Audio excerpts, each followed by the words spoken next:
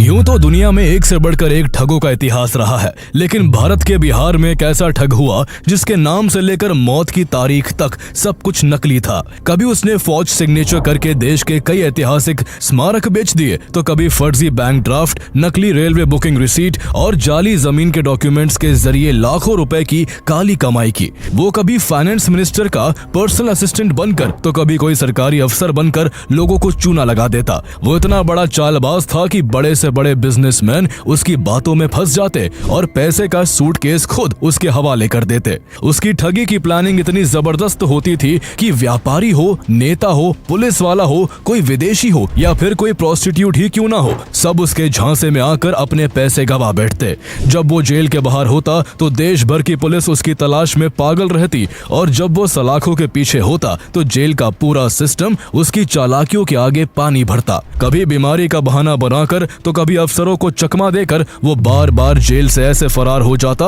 जैसे वो वहां छुट्टियां मनाने आया था। वो इतना शातिर था कि एक बार जेल से बैठे बैठे पुलिस कर्मियों से ही अपने खेतों की खुदाई करवा डाली थी ताकि उसकी पत्नी फसल बो सके। देश के पहले प्रेसिडेंट डॉक्टर राजेंद्र प्रसाद और वो ठग दोनों एक ही जगह से ताल्लुक रखते थे। दोनों ने वकालत की पढ़ाई की थी, लेकिन एक देश का गौरव बने और दूसरा सदी का सबसे बड़ा ठग बन बैठा। उस ठग के फ्रॉड का अंदाज इतना अनोखा था कि उसके किरदार से इंस्पायर होकर अमिताभ बच्चन की मिस्टर नटवरलाल, अभिषेक बच्चन और रानी मुखर्जी की बंटी और बबली और इमरान हाशमी की राजा नटवरलाल जैसी फिल्में बनी। तो आइए जानते हैं दुनिया के सबसे बड़े ठग नटवरलाल की पूरी कहानी, जिसने ताजमहल को 3 बार, लाल किले को 2 बार और भारत के राष्ट्रपति भवन और संसद भवन को एक बार बेच डाला था। नटवरलाल का असली नाम मिथिलेश कुमार श्रीवास्तव था। मिथिलेश का जन्म साल 1912 में बिहार के सीवान जिला के जीरादेई के रुइया बंगरा गांव में हुआ था। उसके पिता रघुनाथ प्रसाद गांव के बड़े जमींदार और गवर्नमेंट एम्प्लॉय थे, इसलिए घर में कभी पैसों की किल्लत नहीं हुई और वो चाहते थे कि उनका बेटा पढ़ लिख कर एक अच्छी नौकरी करे। लेकिन मिथिलेश का मन पढ़ाई में कम और फुटबॉल और शतरंज जैसे खेलों में ज्यादा लगता था। इसके अलावा वो बचपन से ही शातिर और चालाकी भरे कारनामे भी करता रहता था। जब वो थोड़ा यंग था तब एक दिन मिथिलेश के पड़ोसी सहाय ने उसे अपना बैंक ड्राफ्ट जमा करने के लिए बैंक भेज दिया। जब वो बैंक पहुंचा और पड़ोसी का ड्राफ्ट जमा करवाया तो उसने देखा कि बैंक कर्मचारी ड्राफ्ट को वेरीफाई करने के लिए उस पर किए साइन को मैच कर रहा था। ऐसे में उसके दिमाग में यह खुराफाती ख्याल आया कि अगर वो सहाय के सिग्नेचर को हूबहू बना ले तो वो उसके अकाउंट से पैसे निकाल सकता है। घर लौटते हुए उसने सहाय के सिग्नेचर को कॉपी करने की कोशिश की और एक ही बार में उसके जैसा सेम टू सेम सिग्नेचर कर दिया। इसके बाद मिथिलेश ने फर्जी सिग्नेचर करके अपने पड़ोसी के अकाउंट से कई बार में 1000 रुपए निकाल लिए।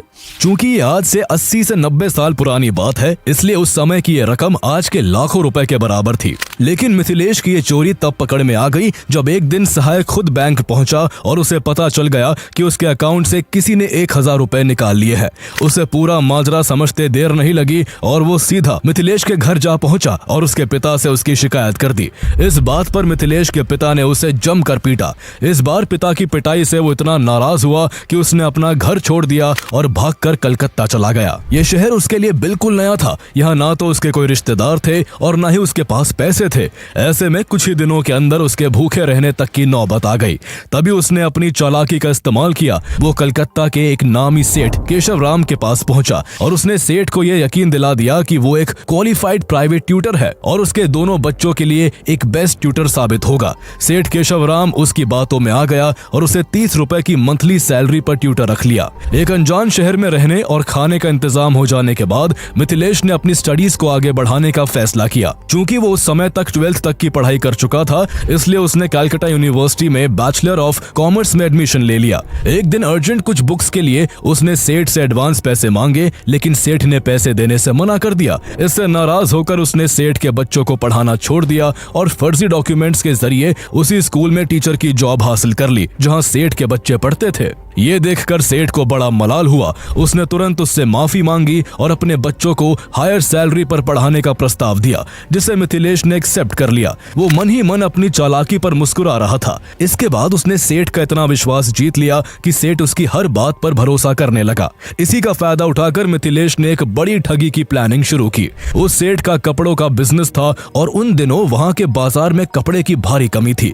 मिथिलेश ने उसे झांसा देते हुए कहा कि उसका एक रिलेटिव बॉम्बे में बड़ा क्लोथ डीलर है और वो 200 बेल्स यानी करीब 40,000 किलो कपड़े 4.5 लाख रुपए में बेच रहा है। सेठ को यह सौदा फायदे का लगा, इसलिए उसने अपने एक एजेंट को सारे पैसे देकर मिथिलेश के साथ बॉम्बे भेज दिया। मिथिलेश किसी तरह उस एजेंट को डील पर साथ जाने से हटाना चाहता था। ऐसे में वो पूरे रास्ते उस एजेंट को बॉम्बे अंडरवर्ल्ड और वहां की पुलिस की खतरनाक कहानियां सुनाता रहा। इन कहानियों से एजेंट इतना डर गया कि होटल पहुंचते ही उसने सारे पैसे मिथिलेश को दे दिए और कहा कि वो अकेला ही जाकर डील फाइनल कर ले। मिथिलेश का प्लान काम कर गया और वो एजेंट को होटल में ही छोड़कर बिना कोई डील किए सारे पैसे लेकर वहां से फरार हो गया और कुछ दिनों बाद पटना जा पहुंचा, जहां उसने अपने पिता को 1 लाख रुपए दिए और उनसे कहा कि अब वो कलकत्ता की एक बड़ी कंपनी का मेजर शेयर होल्डर है। कुछ समय बाद वो फिर से कलकत्ता चला गया, लेकिन उसके आने की खबर सेठ को लग गई। दिसंबर 1937 में सेठ ने मिथिलेश से अपने पैसे निकालने के लिए कुछ गुंडे भेजे। पकड़े जाने पर मिथिलेश ने सेठ को झूठी कहानी सुना दी कि बॉम्बे में पुलिस उसके पीछे पड़ गई थी, इसलिए उसे पैसा छोड़कर भागना पड़ा। लेकिन इस बार सेठ उसकी बातों में नहीं आया और उसे 4 दिन के अंदर पैसे न लौटाने पर जान से मारने की धमकी दे दी। इस बार मिथिलेश ने बचने के लिए पुलिस का सहारा लिया और उसने कलकत्ता के बड़ा बाजार पुलिस स्टेशन में सेठ के खिलाफ कंप्लेंट कर दी और उसकी काली कमाई की सारी जानकारी दे दी। इस तरह उसने सेठ से न सिर्फ बड़ी रकम ठगी बल्कि उल्टा उसे एक केस में भी फंसा दिया। इसके बाद उसका हौसला और बढ़ गया और वो इलाके की प्रोस्टिट्यूट्स को निशाना बनाने लगा। वो ग्राहक बनकर उनके पास जाता और उन्हें नकली शराब पिलाकर बेहोश कर देता और फिर उनके पैसे और ज्वेलरी लेकर 9-2-11 हो जाता। 1937 ही वो साल था जब मिथिलेश पहली बार कलकत्ता पुलिस की नजरों में आया, क्योंकि उसने फॉर्ज डॉक्यूमेंट्स का इस्तेमाल कर मेटकॉल स्ट्रीट पर पड़े करीब 9 टन सरकारी लोहे को बेच दिया था। ऐसे में पुलिस उसके पीछे हाथ धोकर पड़ गई और उसे अरेस्ट करके जेल में डाल दिया। इस बार उसे 6 महीने की जेल काटनी पड़ी, लेकिन मिथिलेश पर इसका कोई खास असर नहीं पड़ा। उसने ठगी को ही अपनी जिंदगी का असली मकसद बना लिया था और जल्द ही उसे ठगी के इस काम में एक ऐसा नया नाम मिलने वाला था जो आगे चलकर ठगों के लिए एक मुहावरा बन गया। 1940s में क्लॉथ मार्केट में टेक्सटाइल गुड्स की भारी शॉर्टेज चल रही थी। मिथिलेश ने अपने गुजराती साथी नटवर लाल के साथ मिलकर इसी का फायदा उठाने की प्लानिंग बनाई। दोनों खुद को बॉम्बे के टेक्सटाइल कमिश्नर का परचेस ऑफिसर बताकर कपड़ा निर्माताओं से कांटेक्ट करते और उन्हें सस्ती कीमत पर ज्यादा से ज्यादा कॉटन दिलवाने का वादा करते।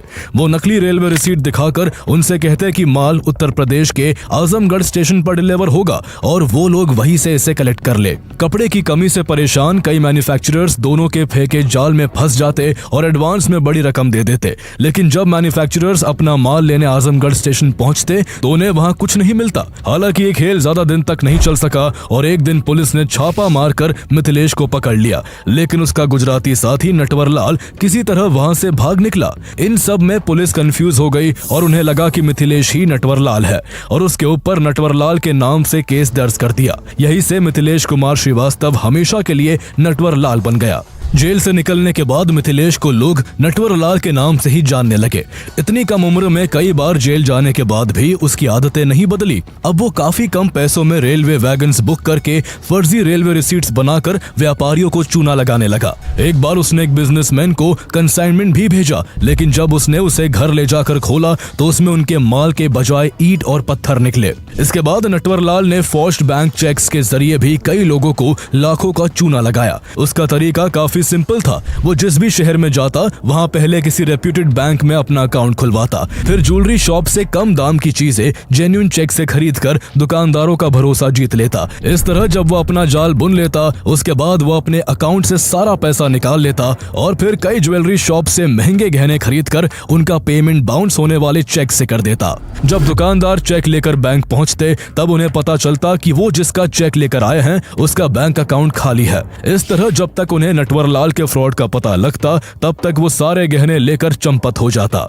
ऐसे कई लोगों को चूना लगाने के बाद नटवरलाल उत्तर प्रदेश के मुजफ्फरनगर पहुंचा। यहाँ उसने खुद को बॉम्बे का बड़ा बिजनेसमैन लक्ष्मी नारायण बताकर लोगों को ठगना शुरू कर दिया। उसने यहाँ एक शुगर कंपनी के मैनेजर एलन मित्तल से 82,000 की खांडसारी चीनी खरीदने की डील की और इसे बॉम्बे के एक एड्रेस पर भेजने को कहा। भरोसा जीतने के लिए उसने 4,000 रुपए एडवांस भी दिए, जिसके बाद मित्तल ने उसके बताए एड्रेस पर पूरा माल भेज दिया। लेकिन इसके बाद नटवरलाल मित्तल के बाकी पैसे दिए बिना ही बॉम्बे भाग गया और सारी चीनी बॉम्बे शुगर मर्चेंट्स एसोसिएशन के प्रेसिडेंट मोहन गुरनानी को बेच दी, जिससे उसे 60,000 रुपए मिले। इस तरह नटवरलाल को पूरे सौदे में कुल 56,000 रुपए का फायदा हो गया और नटवरलाल इस ठगी को अंजाम देकर हमेशा की तरह किसी दूसरे शिकार की फिराक में किसी दूसरे शहर जा पहुंचा। इस बार उसने अपना अड्डा दिल्ली को बनाया। वो दिल्ली के राजा ज्वेलर्स गया और वहां खुद को तत्कालीन union finance minister VP Singh का पर्सनल असिस्टेंट बताकर उनके बेटे की शादी के नाम पर कई एक्सपेंसिव गहने खरीद लिए। यहाँ उसने पेमेंट के नाम पर नया दाव खेला। पेमेंट के लिए उसने दुकान मालिक से कहा कि वो अपना आदमी उसके साथ नॉर्थ ब्लॉक भेज दे। जब दुकान का एक आदमी उसके साथ नॉर्थ ब्लॉक पहुंचा तो उसने खुद अंदर जाकर सरकारी अफसर होने की एक्टिंग की ताकि बाहर खड़े उस आदमी को उसके पर्सनल असिस्टेंट होने पर कोई शक ना हो। इसके बाद वो बाहर आया और 82,000 का फौज ड्राफ्ट उसको थमा दिया और वहां से वो ज्वेलरी लेकर गायब हो गया। कुछ टाइम बाद उसने यही ट्रिक कनॉट प्लेस की एक बड़ी घड़ी की दुकान में भी दोहराई। इस बार उसने खुद को union finance minister ND Tiwari का पर्सनल असिस्टेंट डीएन तिवारी बताते हुए कहा कि कांग्रेस की एक पार्लियामेंट्री पार्टी मीटिंग होने वाली है और इसमें शामिल होने वाले सभी लोगों को एक एक घड़ी गिफ्ट दी जाएगी, इसलिए उसे सबसे महंगी घड़ियां दिखाई जाए। नटवरलाल ने यहाँ 93 सबसे महंगी घड़ियां पसंद की और उन्हें पैक करवाकर दुकानदार से कहा कि पेमेंट नॉर्थ ब्लॉक में होगा। ऐसे में पेमेंट के लिए दुकानदार ने अपने एक आदमी को उसके साथ नॉर्थ ब्लॉक भेज दिया। वहां नटवरलाल ने उसको करीब 33,000 रुपए का एक फर्जी बैंक ड्राफ्ट थमा दिया। 2 दिन बाद जब दुकान का मालिक उस ड्राफ्ट को कैश करवाने बैंक पहुंचा तो ये जानकर उसके पैरों तले जमीन खिसक गई कि बैंक ड्राफ्ट फर्जी है।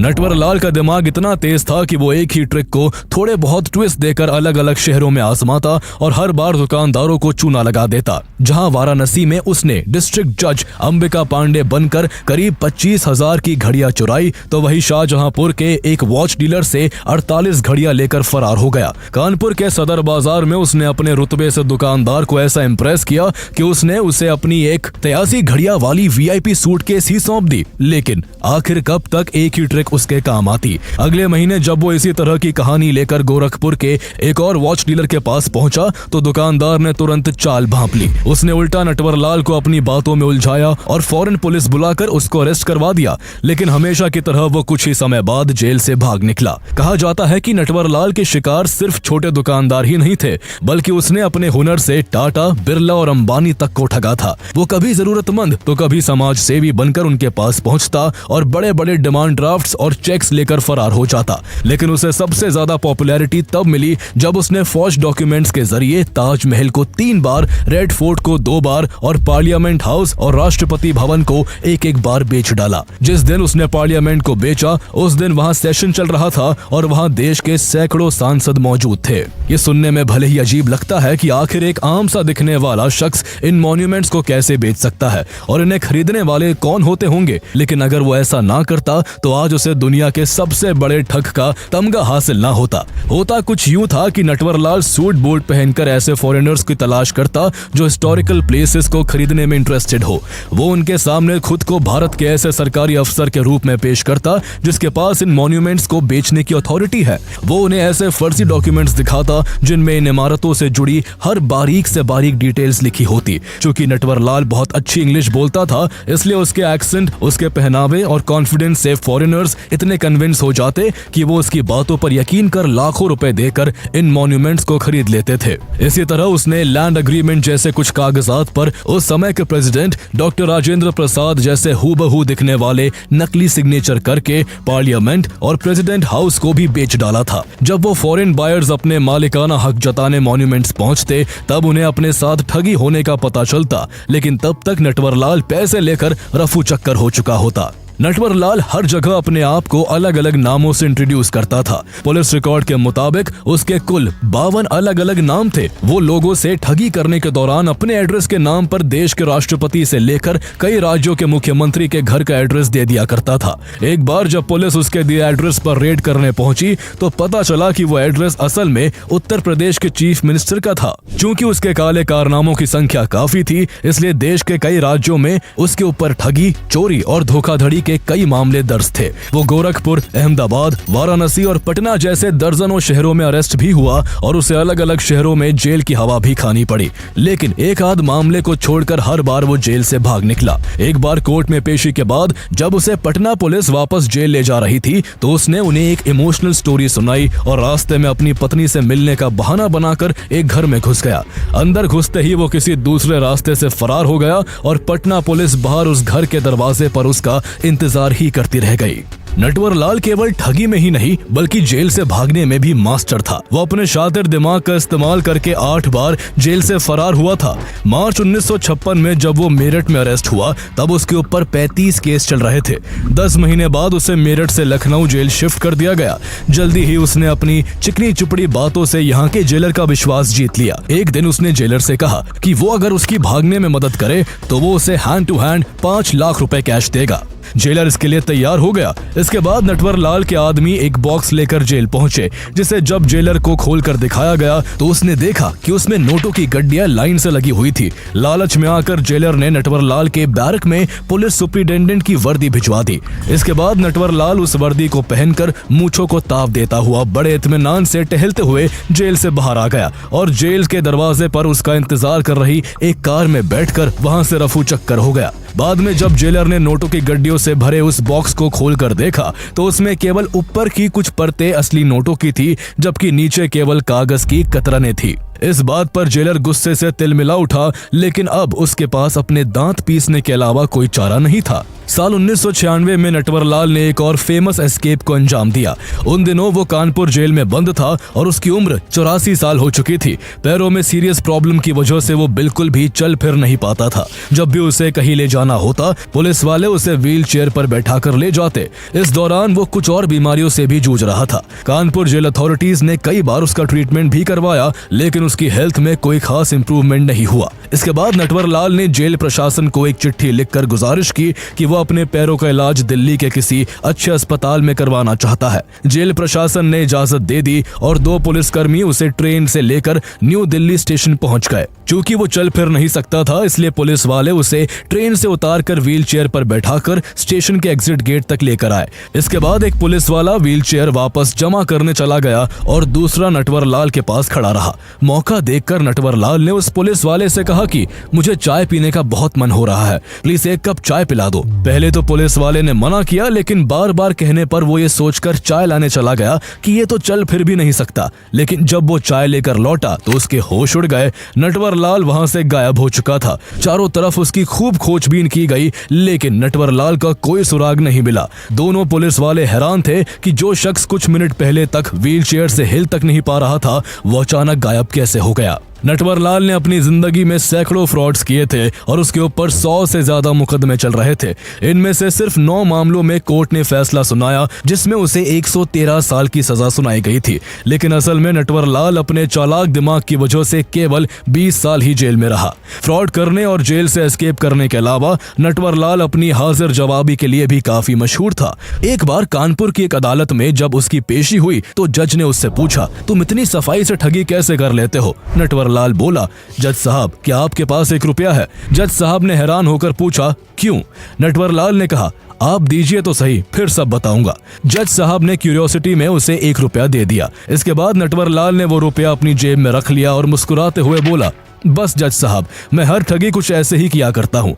मैं तो बस लोगों से चीजें मांगता हूँ और लोग खुद ब खुद मुझे दे देते हैं। उसकी बात सुनकर कोर्टरूम में सब लोग ठहाके लगाकर हंसने लगे और जज साहब के चेहरे पर भी मुस्कुराहट तैर गई। इसी तरह एक बार जब वो वाराणसी की जेल में बंद था तो इंडिया टुडे के एक रिपोर्टर ने उसका 2 घंटे का एक इंटरव्यू लिया। रिपोर्टर ने नटवर लाल से पूछा, आप इस बार कैसे पकड़े गए? नटवर लाल ने कहा, इस बार भी मुझे पूरा कॉन्फिडेंस था कि मैं नहीं पकड़ा जाऊंगा, लेकिन शायद भगवान की मर्जी कुछ और थी। आगे जब रिपोर्टर ने उससे पूछा क्या आप भगवान में विश्वास करते हैं, नटवरलाल बोला, हाँ, जब भी मैं मुसीबत में होता हूँ तो भगवान को याद करता हूँ और भगवान खुद मेरे सामने प्रकट होकर मेरी मदद करते हैं। आगे रिपोर्टर ने पूछा, आप हर बार जेल से कैसे भाग जाते हैं? इस बार नटवरलाल बोला, मैं कभी जेल से भागता नहीं हूँ, बल्कि पुलिस वाले खुद मेरे लिए गेट खोल देते हैं और कहते हैं आप यहाँ से चले जाइए। आगे रिपोर्टर ने पूछा, क्या आपने अपने ऊपर बनी अमिताभ बच्चन की फिल्म मिस्टर नटवरलाल देखी है? इस बार नटवरलाल को हंसी आ गई और वो हंसते हुए बोला,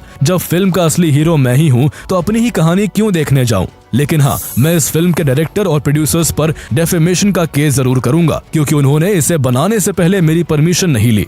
नटवरलाल एक बार लखनऊ की सेंट्रल जेल में बंद था। उसकी पत्नी उसे हर महीने एक चिट्ठी लिखा करती जिसमें वो अपने खेतों में जुताई के लिए पैसे न होने की समस्या बताती, लेकिन नटवरलाल किसी भी खत का जवाब नहीं देता था। जेल के नियमों के अनुसार जब भी नटवरलाल की पत्नी की चिट्ठी आती तो पहले जेल एडमिनिस्ट्रेशन उसे पढ़ता था, फिर नटवरलाल को देता था। ये सिलसिला 7-8 महीनों तक चला और नटवरलाल की पत्नी उसे 7-8 खत लिख चुकी थी, लेकिन उसने कोई जवाब नहीं दिया। जेलर को यह बात बड़ी अजीब लगी और अगली बार जब नटवरलाल की पत्नी की चिट्ठी आई तो जेलर खुद उसे चिट्ठी देने पहुंचा और नटवरलाल से पूछा, तुम्हारी पत्नी खेत ना जोत पाने की समस्या बार बार लिख रही है, लेकिन तुम कभी जवाब क्यों नहीं देते?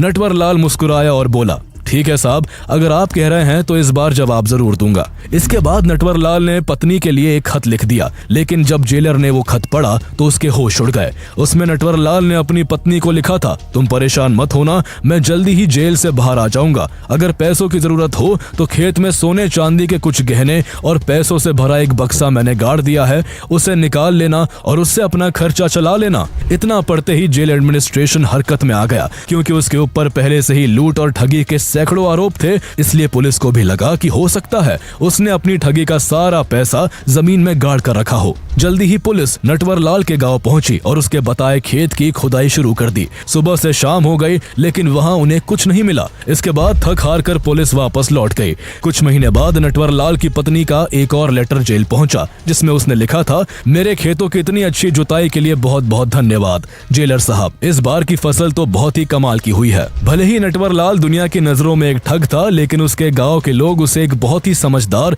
इज्जतदार और मददगार इंसान मानते थे। अपने गांव के लोगों के लिए नटवरलाल कोई क्रिमिनल नहीं, बल्कि एक रॉबिन हुड टाइप इंसान था, जो अमीर लोगों से पैसा लूटकर गरीबों की मदद करता था। गांव वाले उसकी इतनी इज्जत करते थे कि जब एक रिपोर्टर उसके बारे में ज्यादा जानकारी लेने उसके गांव पहुंचा तो एक आदमी ने उससे कहा, भाई साहब, उनका नाम इज्जत से लीजिए और उन्हें नटवरलाल नहीं मिस्टर नटवरलाल कहिए। नटवरलाल के गांव वालों के अनुसार वो आखिरी बार 3 गाड़ियों के साथ गांव आया था। तब उसने एक बड़ा टेंट लगवाकर पूरे गांव वालों के लिए भंडारा करवाया था और लौटते वक्त हर व्यक्ति को 100-100 रुपए भी दिए थे। उस दौर में 100 रुपए भी बड़ी रकम होती थी। इसके बाद नटवरलाल कभी अपने गांव वापस नहीं आया और न्यू दिल्ली रेलवे स्टेशन से भागने के बाद पुलिस के हाथ भी नहीं आ सका। इसके बाद उसके नाम को लेकर सुर्खियां तब बनी जब साल 2009 में नटवरलाल के वकील ने कोर्ट में अर्जी दी कि 25 जुलाई 2009 को नटवरलाल की डेथ हो गई है, इसलिए उसके सभी केस बंद कर दिए जाए। लेकिन जब कोर्ट ने इसकी जांच शुरू की और वेरिफिकेशन के लिए उसके भाई गंगा प्रसाद को बुलाया तो उन्होंने चौंकाने वाला जवाब दिया, आप किस नटवरलाल की बात कर रहे हैं? हमारा नटवरलाल तो 1996 में ही मर गया था। जब वो नई दिल्ली रेलवे स्टेशन से भागकर रांची पहुंचा था तब वही एक एक्सीडेंट में उसकी मौत हो गई थी और हमने वही उसका अंतिम संस्कार भी कर दिया था। हालांकि जांच के लिए कुछ सरकारी लोगों ने रांची जाकर इसकी भी पुष्टि करने की कोशिश की, लेकिन उसकी मौत की बात तब भी कंफर्म नहीं हो सकी। इस तरह नटवरलाल की मौत की तारीख और वजह दोनों आज तक एक राज ही है। एक तरह से देखा जाए तो नटवरलाल ने अपनी मौत को भी ठग लिया था। शायद इसलिए आज भी जब कोई बड़ी ठगी होती है तो लोग ठगने वाले को नटवरलाल कहकर पुकारते हैं, क्योंकि उसका नाम अब ठग का एक पर्यायवाची बन गया है। इसके बाद कितने ठग आए और चले गए, लेकिन ठगी की दुनिया का बादशाह सिर्फ एक ही था और वो था नटवरलाल। नटवरलाल का दिमाग बहुत तेज था, लेकिन उसने अपनी इंटेलिजेंस का इस्तेमाल इलीगल कामों में किया। अगर वो अपनी समझदारी सही दिशा में यूज करता तो वो देश के काफी काम आ सकता था। वो भले ही लोगों को लूटने के लिए कोई वायलेंस नहीं करता था, उन्हें डराता या धमकाता नहीं था, लेकिन सच तब भी वही रहेगा कि वो एक चोर था। चोरों की जिंदगी या तो सलाखों के पीछे कटती है या फिर पकड़े जाने के डर के साए